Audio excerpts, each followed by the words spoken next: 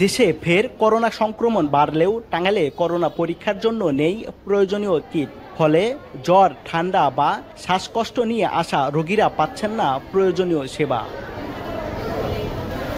Tangail general হাসপাতালে 2021 সালে চালু হওয়া 10 বেডের আইসিইউ ইউনিট জনবল সংকটে বন্ধ 3 বছর ধরে। অব্যবহৃত অবস্থায় পড়ে আছে চিকিৎসা সরঞ্জাম।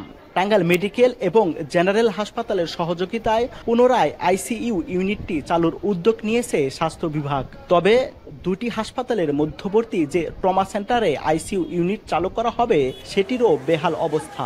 এতে চিকিৎসা সেবা নিয়ে শঙ্কায় সাধারণ মানুষ।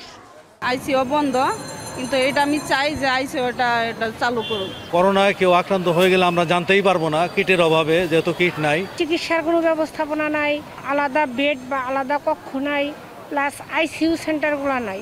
এই করোনা যেন আগের মতো মহামারী আকার ধারণ করতে না পারে, এই জন্য পরীক্ষা নিরীক্ষার ব্যবস্থা করে প্রয়োজনীয় চিকিৎসার ব্যবস্থা নিশ্চিত করা। করোনা পরীক্ষার কিট না থাকায় রোগী শনাক্ত করা সম্ভব হচ্ছে না বলে জানান এই কর্মকর্তা।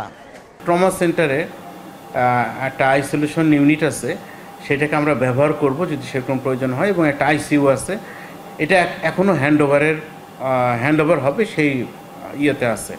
জেলা স্বাস্থ্য বিভাগ বলছে প্রায় 19,000 কিটের চাহিদার পাশাপাশি উপজেলা পর্যায়ে 5টি করে করোনা বেড প্রস্তুতের নির্দেশনা দেওয়া হয়েছে। অপরদিকে আইসিইউ চালুর ব্যবস্থা করা হচ্ছে বলে জানান এই কর্মকর্তা। 19,550টা কিট চেয়েছি।